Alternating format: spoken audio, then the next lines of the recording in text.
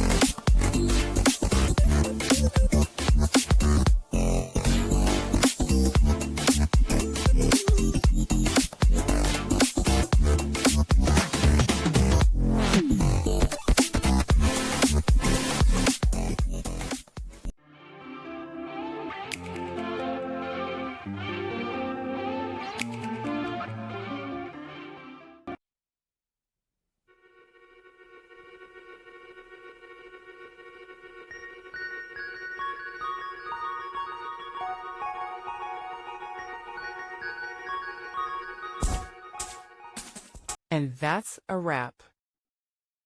I hope you found the answer you were looking for.